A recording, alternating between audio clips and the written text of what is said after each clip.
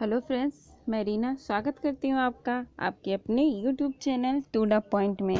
दोस्तों, BA third year का exam जैसा कि है कि बच्चे बहुत ही कमेंट कर रहे हैं। बीए थर्ड ईयर का किसी का 19, 20, 21 में पेपर है 15 से, तो उसमें मैं आज बहुत ही महत्वपूर्ण टॉपिक आप लोगों के लिए लेके आई हूँ, जो कि आपका है मानवकृत रेशे में, मानवकृत तंतु में आपका है प्राकृतिक एवं श्लेषित तंतु रियान आप लोग को पढ़ना है। बहुत ही इम्पोर्टेंट टॉपिक है ये लगभग पेपर में हर बार पूछ ही लेता है, कहीं ना कहीं से कहीं विशेषता पूछता है। तो रियान कितने प्रकार के होते हैं, ये क्वेश्चन कहीं ना कहीं से बनी जाता है, चाहे आपका लॉन्ग या वेरी शॉर्ट हो या शॉर्ट हो या लॉन्ग हो, तीनों में से किसी ना किसी में ये क्वेश्चंस ज़रूर आ जाते हैं। तो मैं आपके लिए इसको बहुत ही ज़्यादा इम्पोर्टेंट करके आपका ये टॉपिक है, मैं आज आपको पढ़ाने जा रही हूँ।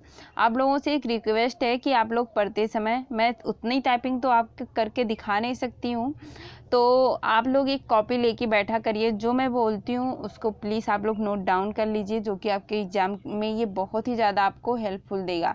और मेरे टीजीटी पीजीटी के बच्चे जो हैं उनके लिए भी ये थ्योरी के रूप में बहुत ही ज़्यादा इम्पॉर्टेंट है, क्योंकि अभी आप लोग को पता है अक्टूबर तक हो सकता है आप लोग का टीजीटी पीजीटी का डेट भी आ जाए। तो अगर आप लोग मेरी इस वीडियो को पूरा देखें तो आप लोग को बहुत ही लाभ होगा। पूरा देखें और साथ में अपने दोस्तों के साथ इसको शेयर भी करें, ठीक है। चलिए रियान को देखते हैं। देखिए रियान जो होता है, ये रियान रेशा जो है ये क्या होता है कि इसे देखिए टॉपिक ही ऐसा लिखा है कि प्राकृतिक एवं श्लेषित तंतु रियान, यानी श्लेषित तंतु होता है, ये प्राकृतिक भी है और श्लेषित भी है। तो इस ऐसा क्यों है, देखिए जो है वस्त्र उद्योग में रियान सबसे पहले मानवकृत तंतु है। क्या है सबसे पहला, अगर क्या कहते हैं अति लघु उत्तरीय यानी कि वेरी शॉर्ट क्वेश्चन आपसे पूछा जाता है कि रियान का मानवकृत वस्तु में कौन सा स्थान है, तो पहला स्थान है, ऐसा आप लोग बताएंगे, ठीक है। यह प्राकृतिक सेलुलोज से बना होता है। प्राकृतिक सेलुलोज से क्यों बना होता है, क्योंकि ये जो प्रकृति से हमें जो चीज़ें प्राप्त होती हैं हम उसी को श्लेषित करके, हम उसी को रासायनिक प्रक्रिया से उस घोल, एक सेलुलोज घोल बना के उससे तंतु का निर्माण करते हैं। जैसे कि आपका कपास की जो रोए होते हैं उसको ले लिया, बांस की लुगदी हो गई, लकड़ी की लुगदी हो गई, तो इन सब चीज़ों का एक घोल बना के इसी से इस रेशे का यानी कि रेयान का वस्त्र तैयार किया जाता है। और ये बिल्कुल देखने में रेशम जैसे होते हैं, क्योंकि रेशम का कपड़ा तो बहुत महंगा होता है, हर कोई तो उससे नहीं पहन सकता ना। तो जब इसकी अभी आगे आप लोग को हिस्ट्री में बताते हैं। देखिए प्रथम मानवकृत तंतु है, यह प्राकृतिक सेलुलोज से बनता है, ठीक है। रासायनिक क्रियाओं से सेलुलोज का घोल बनाकर तंतुओं का निर्माण किया जाता है। अतः यह अर्ध प्राकृतिक और अर्ध श्लेषित माना जाता है, यानी कि ये अर्ध प्राकृतिक भी है और अर्ध मानवकृत भी है, ठीक है। देखिए ये एक वैज्ञानिक थे आपके फ्रांस के काउंट हिलेयर चार्डोनेट, ठीक। ये वैज्ञानिक थे। इन्होंने देखिए क्या लिखा है कि इन्होंने जब देखा कि रेशम के कीड़े शहतूत के सेलुलोज युक्त पत्ते खाकर रेशम का क्या कर सकते हैं, रेशम का धागा है, धाम नहीं इसको धागा कर दीजिए, क्या है धागा पैदा करते हैं। तो उसे रासायनिक विधि द्वारा सेलुलोज से कृत्रिम रेशम बनाने की सूझी, जिससे सर्वसाधारण व्यक्ति भी रेशम के वस्त्र पहन सके। इन्होंने, ठीक है, जब उन्होंने क्या देखा कि आपके फ्रांस के जो वैज्ञानिक थे काउंटर हिलेयर चार्डोनेट, ठीक, हिलेयर चार्डोनेट जो थे, इन्होंने, ये फ्रांस के एक वैज्ञानिक थे, इन्होंने देखा कि जो शहतूत यानी कि रेशम के जो कीड़े होते हैं वो शहतूत के पत्ते खाते हैं, और उसमें पत्ते में, हरे पत्ते में क्या होते हैं, सेलुलोज होते हैं। तो सेलुलोज को ये लोग खाकर उससे रेशम का धागा पैदा कर लेते हैं। तो इनके मन में भी एक रासायनिक यानी कि रासायनिक विधि द्वारा सेलुलोज या कृत्रिम रेशम बनाने की इनको सूझी। ये सोचे कि अगर हम इसको बना देते हैं, क्यों बना देते हैं, क्योंकि मैंने अभी बताया कि रेशम के कपड़े बहुत महंगे होते हैं, तो इसको एक आम व्यक्ति नहीं पहन सकता। तो इनके मन में आया अगर हम एक रासायनिक विधि द्वारा एक नकली रेशम बना दिया जाए तो व्यक्ति इसको, हर एक जो साधारण व्यक्ति हैं वो भी इसको पहन सकेंगे, ठीक है। देखिए आगे देखिए, असली रेशम तो बहुत महंगा होता है। सन 1889 में, इसको याद कर लीजिएगा, इसको नोट डाउन कर लीजिए आप लोग। 1989 में उसे रेशम तो नहीं परंतु रेशम जैसे कपड़े का निर्माण सफलता मिल गई। उन्होंने रेशम तो नहीं बनाया लेकिन रेशम जैसे वस्त्र का निर्माण करने में उनको सफलता मिली। किसको मिली? फ्रांस के काउंट हिलेयर चारडोनेट को। ठीक है, याद रखिएगा। सर्वप्रथम रेयान का निर्माण किसने किया था? तो रेयान का निर्माण फ्रांस के काउंट हिलेयर चारडोनेट ने किया था। किस सन में किया था? 1889 में किया था। ठीक है, 1889 में। नकली रेशम निर्माण में समय समय पर अनेक सुधार हुए। ठीक है, अब देखिए फ्रांस से रेयान की विधि अमेरिका पहुंच गई। अब यहाँ पर सबसे पहले रेयान कहाँ पे बना? फ्रांस में बना। अब फ्रांस के बाद ये अमेरिका पहुंची, जहाँ यहाँ भी रेयान का उत्पादन होने लगा। यहाँ भी रेयान का उत्पादन होने लगा और वहीं पे 1891 में इंग्लैंड के 2 वैज्ञानिकों ने, अब इंग्लैंड यानी कि ये फ्रांस से अमेरिका, अमेरिका से इंग्लैंड, इस तरह से ये बढ़ता हुआ जा रहा था। तो वहीं पे देखा जाए तो वहीं पे आपके क्या थे कि इंग्लैंड के जो 2 वैज्ञानिक थे 1891 में, इन्होंने अधिक बढ़िया रेयान बनाया, जिसे क्या कहा गया? विस्कोस विधि द्वारा इन्होंने एक उत्तम श्रेणी का या उससे भी अच्छी रेयान का निर्माण किया। किसने किया? कि 1891 में इंग्लैंड के 2 वैज्ञानिक ने किया था। विस्कोस द्वारा जो है एक विधि ज्ञात की थी, एक विधि बनाने की विधि ज्ञात की, जिसे विस्कोस विधि रखा गया। फिर कुछ व्यवसायिक संस्थाओं ने रेयान का उत्पादन प्रारंभ किया परंतु नकली या कृत्रिम रेशम, ठीक, नकली या पहले रेयान का पुराना नाम क्या था? नकली या कृत्रिम रेशम नाम था, से यह कपड़ा अधिक लोकप्रिय ना हो सका। लेकिन सन 1924 में क्या किया गया? सन 1924 में इसका नाम बदल दिया गया। पहले नकली या क्या था? कृत्रिम रेशम इसका नाम रखा गया था, लेकिन जब ये ज़्यादा लोकप्रिय नहीं हो सका तो इसका नाम 1924 ईस्वी में बदलकर क्या रख दिया गया? रेयान रख दिया गया। किस सन में? 1924 में बदल दी गई। तो इसकी मांग बहुत बढ़ गई। अब तो यह प्रायः सभी उन्नत देशों में बनने लगा और इसका उत्पादन विश्व के मुख्य रासायनिक उद्योगों में एक उद्योग हो गया। ठीक है, तो क्या हुआ बेटा? फिर इसका जो है उत्पादन विश्व के मुख्य जो है इसका उत्पादन क्या हो गया? जब ये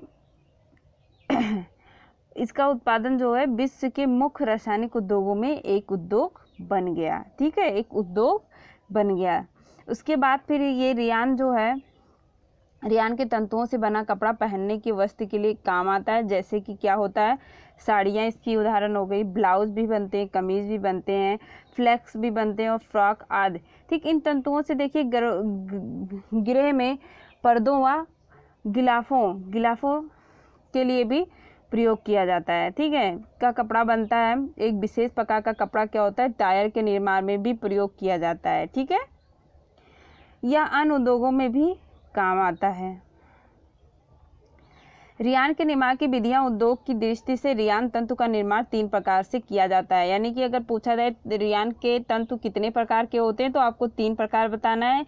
कितने प्रकार की विधि द्वारा तैयार किया जाता है तब भी 3 बताना है। यानी कि अगर रेयान के प्रकार पूछ रहा है तब भी आपको 3 बताना है।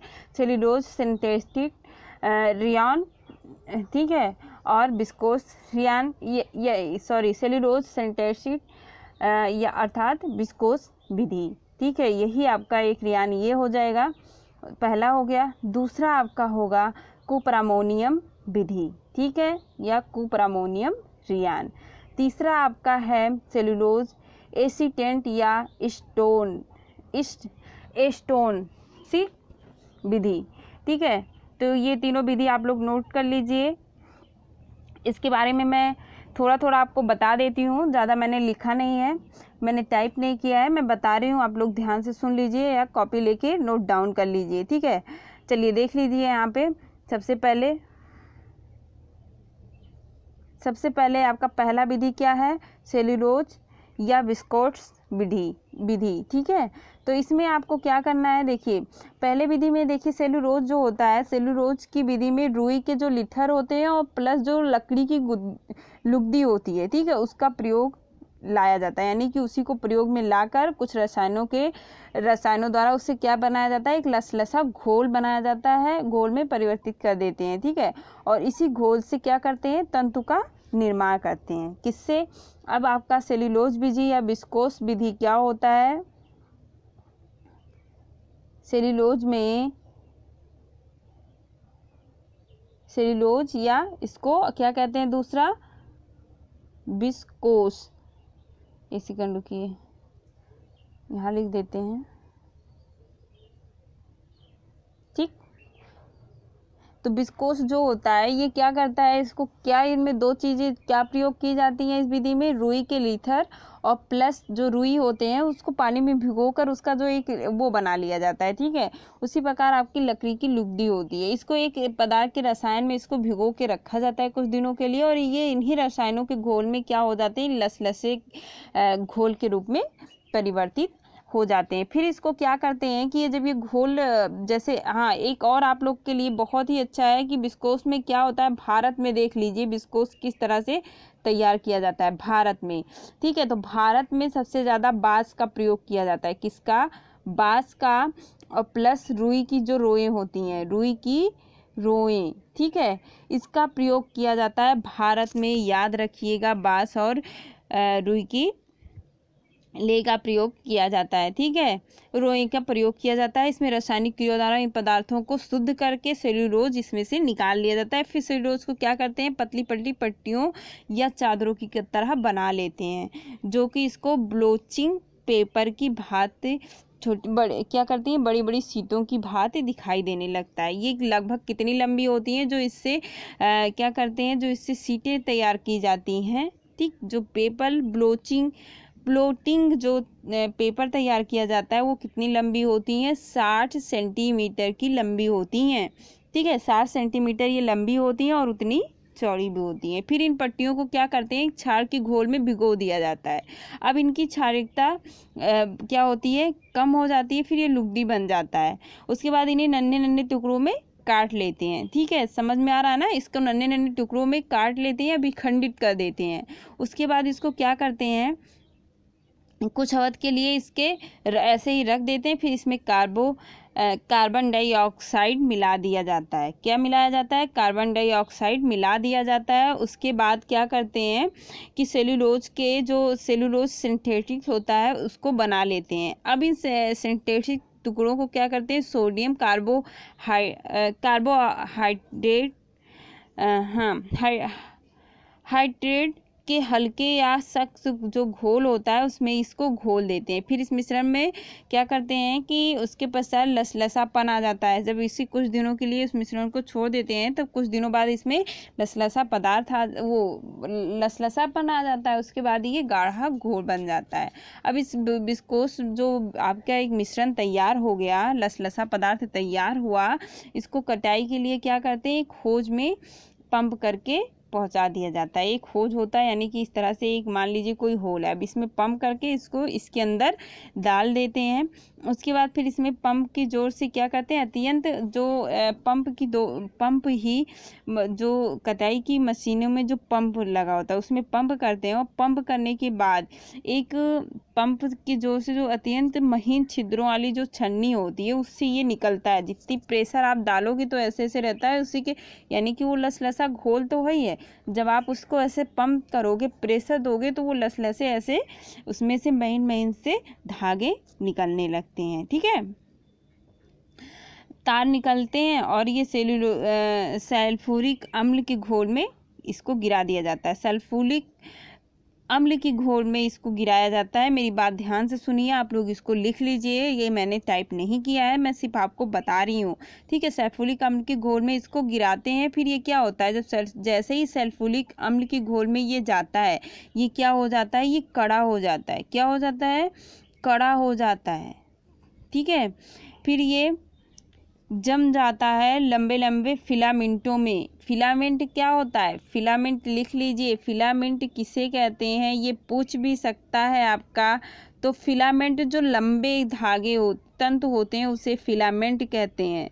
जो लंबे धागे होते हैं उसको क्या कहते हैं, फिलामेंट कहते हैं। और स्टेप्स, ठीक है, स्टेप्स जो होता है ये जो छोटे धागे होते हैं, ठीक, स्टेप जो होता है ये छोटे धागे होते हैं। तो बड़े धागे जो लंबे धागे होते हैं उसको फिलामेंट कहते हैं, और स्टेल्प जो होते हैं इसको छोटे धागे को, जो छोटे छोटे धागे होते हैं उसको स्टेल्प कहते हैं। ठीक है, तो इसको याद रखिएगा, ये पूछ भी सकता है कि फिलामेंट किसे कहते हैं या स्टेल्प किसे कहते हैं। तो आपको लिखना होगा कि जो तंतु सबसे छोटे आकार के होते हैं उसे स्टेल्प कहते हैं, और फिलामेंट यानी फिलामेंट वो धागे होते हैं। देखिए इसके उदाहरण, स्टेल्प के आपके उदाहरण हो गए जैसे कपास के जो तंतु होते हैं वो स्टेल्प होते हैं, यानी कि बहुत ही छोटे छोटे होते हैं। अगर फिलामेंट का एक उदाहरण दिया जाए तो फिलामेंट आपका रेशम होता है, ठीक है, रेशम का धागा बहुत ही लंबा होता है। तो ये फिलामेंट का उदाहरण हो गया, तो इसको याद रखिएगा। तो ये फिलामेंटों में बदल जाते हैं, किसमें का रूप धारण कर लेते हैं, फिलामेंट का। फिर इसको क्या करते हैं, इसको साफ किया जाता है कुछ रासायनिक पदार्थों में।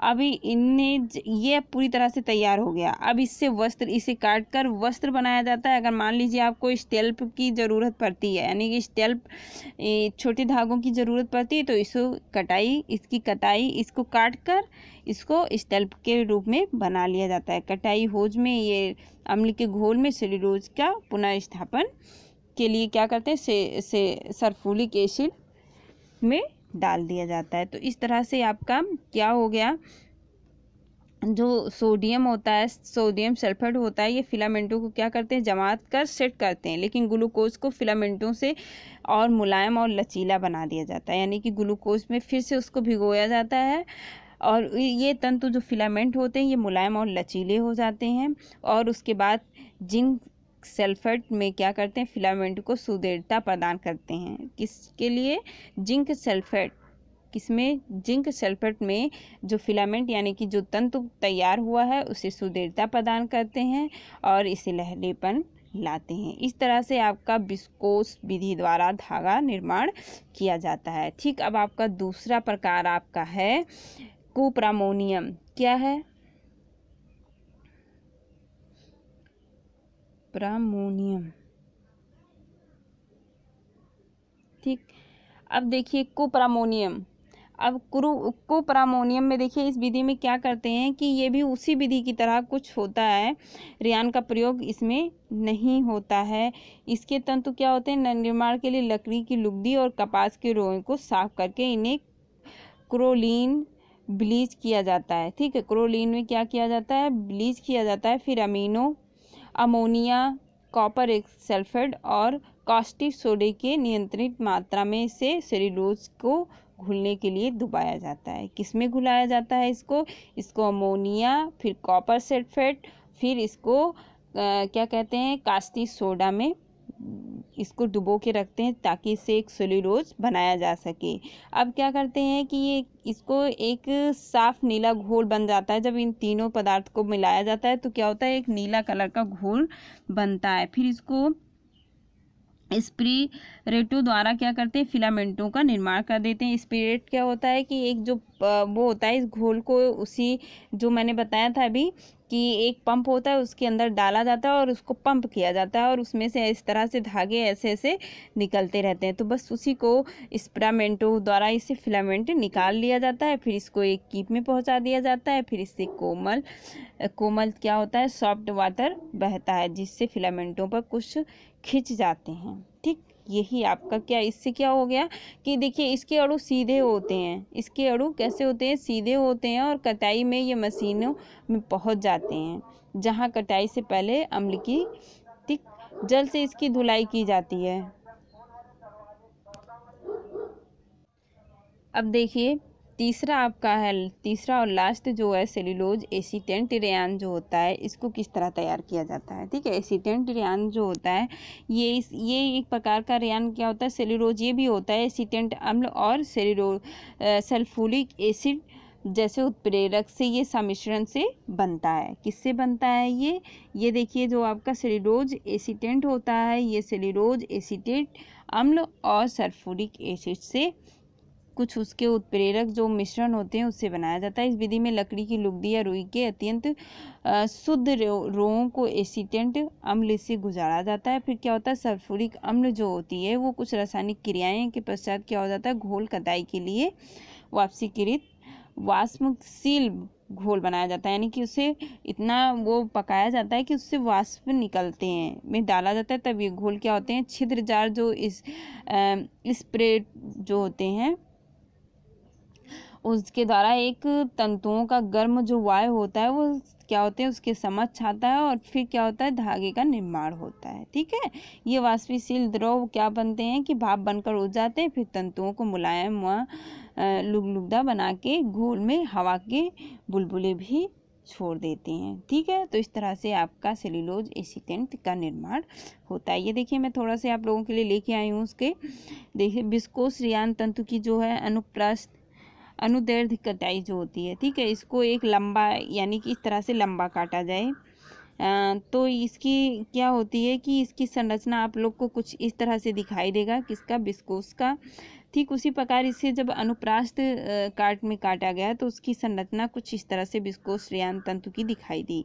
आप लोग यह ध्यान रखिएगा कि अगर आपको क्वेश्चन ये तीनों मैंने जो टॉपिक आपको पढ़ाया है अभी आपका, ठीक है, विस्कोस और कुप्रामोनियम और सेल्यूलोज एसीटेंट रियान विधि जो मैंने पढ़ाया है, अगर आपको ये इसमें से कोई भी क्वेश्चन पर पूछता है तो मैंने ये आपके सामने जो चित्र रखा है इसको थोड़ा से ध्यान से रख लीजिए, बनाने की प्रैक्टिस कर लीजिएगा। और इसके बाद ये जब एग्जाम में आता है, आप अगर इस चित्र के द्वारा भी आप वहाँ पे थोड़ा भी बहुत लिखते हैं और इस चित्र को बना देते हैं तो आपको पूरा मार्क्स मिल जाएगा। ठीक है, उसी प्रकार मैंने कुप्रामोनियम का भी एक तंतु लिया है, तो इससे भी देखिए सीधा काटने से इस तरह से इसकी कुछ रचना आई है और उसी को जब एक गोल आकार में काटा गया तो उसकी आकार यानी कि अनुप्रस्थ काट में काटा गया तो उसकी कुछ संरचना इस तरह से हुई। देखिए दोनों में काफ़ी अंतर है, इसको ध्यान रखिएगा, बनाने की विधि में भी अंतर है। उसी प्रकार आपकी एसीटेंट रियान जो होता है इससे भी अनुदैर्ध्य काटा गया तो देखिए ये भी बिल्कुल अलग है, ये थोड़ा थोड़ा क्या करता है आपके विस्कोस से मिल रहा है। ठीक उसी प्रकार आपका ये अनुप्रस्थ काट भी है। ठीक है, चित्र ध्यान से देख लीजिएगा, मैं आपको फिर से दिखा दे रही हूँ, देख लीजिए इसको और इसको ध्यान से देख लीजिए, बनाने का प्रैक्टिस कर लीजिए, ये एग्जाम में है तो ताकि आप लोग बना सकें। अब देखिए ये सबसे बड़ी, अभी तो मैंने जो बताया ये आने की मतलब आता है, ऐसा नहीं है कि नहीं आता है, लेकिन बहुत रियल ही पूछा जाता है। लेकिन सबसे इम्पॉर्टेंट पॉइंट आपका अब जो आता है, आपका आता है रियान के भौतिक, और इसके दो गुण होते हैं, भौतिक और रासायनिक। तो सबसे पहले हम लोग भौतिक देखेंगे, तो इसका जो विशेषता होती है ये सबसे ज़्यादा पूछा जाता है, तो ये विशेषता को आप लोग ध्यान से पढ़ लीजिए। देखिए रियान की समान भौतिक विशेषताओं का वर्णन निम्न है। पहले तो रियान का संगठन देखेंगे, क्या देखेंगे, रियान का संगठन देखेंगे।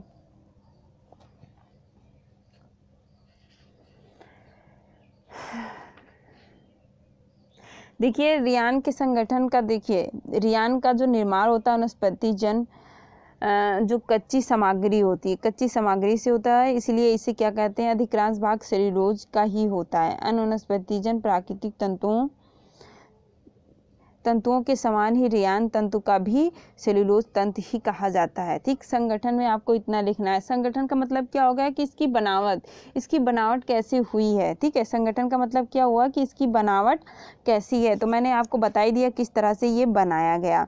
तो इसका संगठन आपका बिल्कुल ऐसे ही रहेगा कि ये बिल्कुल प्राकृतिक जैसा ही दिखाई देता है, इसमें सेल्यूलोज ही की मात्रा होती है, तो ये सेल्यूलोज की तरह ही होता है। ये बाकी जो वनस्पतिजन जो तंतु होती हैं उन्हीं के समान रियान का भी तंतु सेल्यूलोज युक्त ही कहा जाता है। तो पहली हेडिंग आपका क्या हो गया, संगठन, इसको याद रखिएगा। दूसरी हेडिंग सूक्ष्मदर्शीय परीक्षण, सूक्ष्मदर्शीय परीक्षण। ठीक है, तो सूक्ष्मदर्शीय परीक्षण में क्या होता है, रियान के जो रचना होती है, क्या रियान के जो तंतु होती हैं उनकी जो रचना जानने के लिए हम क्या करते हैं, सूक्ष्मदर्शी यंत्र द्वारा देखा गया। तो विभिन्न विधियों द्वारा यह तैयार किए गए रियान तंतुओं की रचना में भी कुछ कुछ भिन्नता पाई गई। जैसे मैंने अभी आपको दिखाया कि भिन्नता इसकी जो सूक्ष्मदर्शी द्वारा आपने देखा, एक यानी कि एक धागा, ये धागा है, मान लीजिए एक ये धागा है, इस धागे को इससे जो बीच से ऐसे लंबा काट दिया जाए तो आपकी जो ये वाली रचना थी, इस तरह से करके जो रचना बनी हुई थी वो थी। उसके बाद इसी धागे को ऐसे बीच से काट दिया जाए तो ये गोल सा आएगा। मान लीजिए कोई लकड़ी है, ठीक, कोई लकड़ी को हम बीच से ऐसे चीर देते हैं तो ये संरचना दिखेगी, और उसी लकड़ी को इस तरह गोल होता है ना, तो उसको ऐसे गोल में काट दिया जाए तो आपकी ये वाली संरचना दिखेगी। तो इन्होंने वही बताया है कि इसकी अगर सूक्ष्मदर्शी परीक्षण किया जाए तो इसके बनाने की जो तीनों विधि है उन तीनों विधि में काफ़ी अंतर आ जाता है, ठीक है। परंतु सभी प्रकार के रेयान में एक समान चमक होती है। स्पिरिट के छिद्रों में निकालकर तैयार होने के कारण क्या होता है, ये रेयान के तंतु ब्याज में एक समान होते हैं। यानी कि तीनों को क्या किया गया, बनाने की विधि थोड़ी अलग थी, लेकिन तीनों को स्पिरिट जो आपका एक वो है पंप है, उसी के छिद्रों से इसको निकाला गया, तो इसकी ब्याज जो होती है लगभग एक समान होती है, ठीक है। अगला पॉइंट आपका है लंबाई एवं मजबूती। अब रेयान के वस्त्र की लंबाई एवं मजबूती अगर देखा जाए, क्या देखा जाए, लंबाई एवं मजबूती, तो ये क्या रेयान के तंतु आंतरिक विधि से तैयार किए जाते हैं, अतः इसकी लंबाई आवश्यकता अनुसार कम और अधिक बनाई जा सकती है। बिल्कुल सही है कि इसको आप अपनी आवश्यकता अनुसार कम या अधिक बना सकते हैं। रेयान के रेशों की मजबूती अन्य प्राकृतिक रेशों की तुलना में कम होती है। क्या होती है, कम होती है, ठीक है। चलिए आगे देखते हैं। ताप का प्रभाव, किसका प्रभाव, ताप का प्रभाव। तो देखिए रेयान जो है शीघ्र रेयान के तंतु क्या होते हैं, अधिक सूखा ताप सहन नहीं कर सकते। रेयान के बने वस्त्र शीघ्र जलने वाले होते हैं, ठीक। यदि इन वस्त्रों पर तेज गर्म प्रेस किया जाए तो ये झुलस कर नष्ट हो जाते हैं, ठीक है, याद रखिएगा इसको। अब देखिए ऊष्मा की सम्वाहकता। देखिए रेयान के वस्त्र क्या होते हैं, ऊष्मा के संवाहक होते हैं। ऊष्मा के उत्तम संवाहक होने के कारण क्या होता है, गर्मी के मौसम में इससे बने वस्त्र धारण करना आरामदायक होता है। धूप का प्रभाव, रेयान के वस्त्रों पर रंगों पर धूप का कोई प्रतिकूल प्रभाव भी नहीं पड़ता है, परंतु निरंतर धूप में रखने से क्या होता है, ये रेशे कमजोर पड़ जाते हैं तथा नष्ट होने लगते हैं अगर आप बहुत दिनों तक इसको धूप में रखते हैं तो, ठीक है। ये क्या होते हैं, ऊष्मा के अच्छे संवाहक होते हैं। अगला पॉइंट आपका नमी सोखने की क्षमता। क्या, नमी सोखने की क्षमता। तो नमी सोखने की क्षमता रेयान की क्या होता है, ये बहुत ही अच्छी इसके अंदर नमी सोखने की क्षमता बहुत ही अच्छी होती है। रेयान के तंतु पानी खूब सोखते हैं। कैसे होते हैं, खूब ही ज़्यादा सोखते हैं, और इसके बाद ये बहुत दिनों तक अगर इसे पानी में छोड़ दिया गया तो ये खराब भी हो जाता है, छिड़ भी हो जाता है। देखिए एसीटेंट रेयान जो होता है कि ताप बुरा संवाहक होता है, इसमें नमी सोखने की क्षमता भी बहुत कम होती है। एसीटेंट जो होते हैं, ठीक है, एसीटेंट वाले की बात हो रही है। इससे बिन विस्कोस तथा कुप्रामोनियम विधि से तैयार किए गए रेयान के वस्त्रों में शोषण क्षमता अधिक होती है, ठीक है। लेकिन आपका एसीटेंट जो होता है, इसमें एसीटेंट में जल सोखने की क्षमता कम होती है, लेकिन विस्कोस और कुप्रामोनियम में होता है उसमें जल सोखने की क्षमता बहुत ही अधिक होती है। इन वस्त्रों द्वारा पसीना सोख लिया जाता है तथा ये बाहर से गीले भी नहीं लगते हैं। इस गुण के कारण गर्मियों में इन वस्त्रों को धारण करना सुविधाजनक होता है। अगला पॉइंट आपका है रगड़ का प्रभाव। किसका प्रभाव, रगड़ का। हेडिंग याद रखिएगा बिल्कुल। रेयान के वस्त्र अधिक रगड़ या घर्षण के नहीं सहन कर सकते। यदि इन वस्त्रों को गीली अवस्था में रगड़ा जाए तो इनके तंतु कमजोर पड़ जाते हैं तथा इनकी चमक भी घटने लगती है, ठीक है। अतः रेयान के वस्त्रों को धोते समय इसका विशेष ध्यान रखना चाहिए। अगला पॉइंट है आपका तंतुओं में पत्य स्थिरता। सेल्यूलोज एसीटेंट विधि से तैयार किए गए रेयान के तंतुओं में अच्छी पत्ती स्थिरता का गुण पाया जाता है। इन वस्त्रों को यदि कुछ खींच कर छोड़ दिया जाए तो ये शीघ्र ही अपनी पूर्व प्रति स्थिरता का मतलब क्या होता है, जब हम किसी चीज़ को खींचते हैं फिर पुनः उसे छोड़ देते हैं, जैसे आपका गेटिस हो गया, रबड़ हो गया, तो उसको क्या करते हैं हम लोग, खींचते हैं फिर छोड़ते हैं तो पुनः अपने आकार में आ जाता है। ठीक, तो उसी प्रकार आपका एसीटेंट द्वारा जो विधि द्वारा रेयान तैयार किया जाता है उसमें भी प्रति स्थिरता अच्छी मात्रा में होता है। जब इसको खींचकर छोड़ा जाता है तो ये पुनः अपनी अवस्था धारण कर लेता है। ठीक है, शीघ्र ही अपनी अवस्था में, पर इसका देखिए शीघ्र ही अपनी पूर्व अवस्था में इसका सिकुड़न अच्छा आ जाता है। सिकुड़न या सलकट भी नहीं होता, सिलवट जो होता है, सिलवट, ये स्पेलिंग थोड़ा मिस्टेक हो गया यहाँ पे जो है तंतुओं में अच्छी प्रति स्थिरता पाई जाती है। इसको जब खींचकर छोड़ा जाता है तो ये क्या होता है, अपनी पूर्व अवस्था में आ जाते हैं। इसमें कोई सिलवट, इसको सिलवट, शिकन या सिलवट, शलवट भी नहीं पड़ती है। परंतु जो कुप्रमोनियम द्वारा रेयान तैयार किया जाता है, यानी रेयान तैयार किया जाता है, इसमें क्या होता है, शिकन भी पड़ जाती है और इसकी प्रति स्थिरता गुण भी वृद्धिमान कम होता है। ठीक है, अब आता है प्रतिस्कंधता। अन्य वस्तुओं की तुलना में रेयान के वस्तुओं में प्रतिस्कंधता का गुण कम पाया जाता। ठीक है, यदि क्या गुण कम पाया जाता है, यदि कम समय तक प्रसारित करके रखा जाए तो पुनः अपनी अवस्था में यह नहीं आ पाता है कुछ दिनों तक। अब आता है आपका रासायनिक विधि।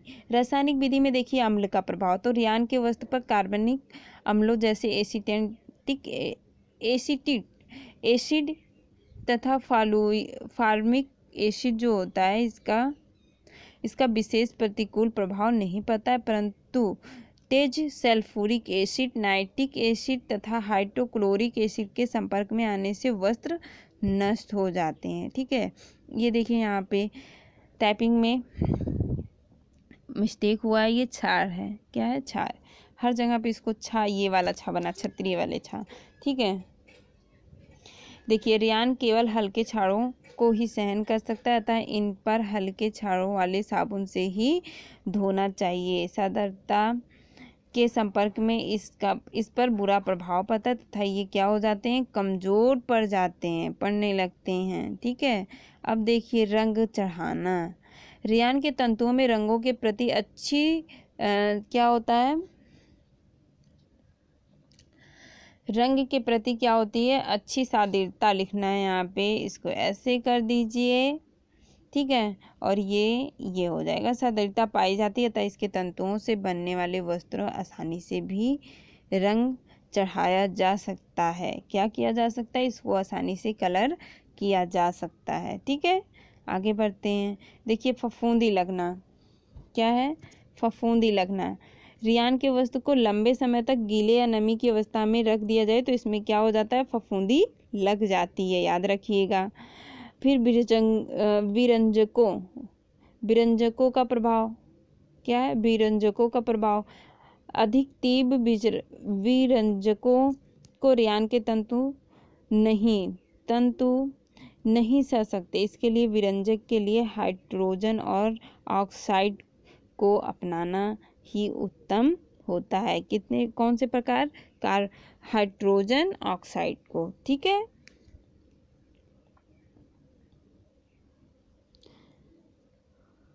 हाइड्रोजन पर ऑक्साइड अपनाया जाता है जो विरंजक होते हैं उनके रूप में, क्योंकि इस पर इसका प्रभाव, तंतु पर ये प्रभाव बहुत ज़्यादा पड़ता है, ये उसको सह नहीं पाते हैं। फिर अगला है पसीने का प्रभाव। देखिए पसीने का प्रभाव, देखिए जो समान रूप से रेयान के तंतु पर पसीने का कोई प्रतिकूल प्रभाव नहीं पड़ता, परंतु इसके तंतु बनाए जाने के बाद रंगे गए वस्त्रों के रंग पसीने के प्रभाव से फीका पड़ जाता है। ठीक है, परंतु रेयान के वस्त्र बनाते समय घोल में मिलाया गया रंग पसीने के प्रभाव से फीका नहीं पड़ता है। जब कपड़े का निर्माण कर लिया जाए उसके बाद उस पर कलर चढ़ाया जाए तो क्या होता है, पसीने का प्रभाव इस पर पड़ता है, पसीना इसमें पसीने में क्या होता है, क्षार की मात्रा अधिक होती है, तो क्षार का प्रभाव रेयान पे अधिक पड़ता है, तो क्या होता है उससे कपड़े का रंग फीका पड़ जाता है। लेकिन अगर जिस रेयान को तैयार करवा घोल में ही कलर मिला दिया जाता है, उसके बाद तैयार किया जाता है, तो उस प्रकार के रेयान पर पसीने का कोई प्रभाव नहीं पड़ता है। देखिए, उपयुक्त विवरण से रेयान के भौतिक एवं रासायनिक गुण स्पष्ट हैं, जिससे रेयान की उपयोगिता स्वतः ही सिद्ध हो जाती है। इस तरह से इसकी उपयोगिता सिद्ध हो जाती है। बेटा ये बहुत ही इंपॉर्टेंट पॉइंट आप लोग के लिए था, बहुत ही ज़्यादा इंपॉर्टेंट टॉपिक था जो मैंने आपके साथ सामने डिस्कस किया है। अगर आपको हमारी ये वीडियो पसंद आई हो तो प्लीज़ इसको लाइक करिए, शेयर करिए और साथ में कमेंट करके भी बताइए तो आपको ये वीडियो कैसा लगा, ठीक है। और जो मेरे बच्चे नए हैं वो मेरे चैनल को सब्सक्राइब कर लें। अगले वीडियो में नए टॉपिक के साथ फिर मिलते हैं, तब तक के लिए बाय बाय।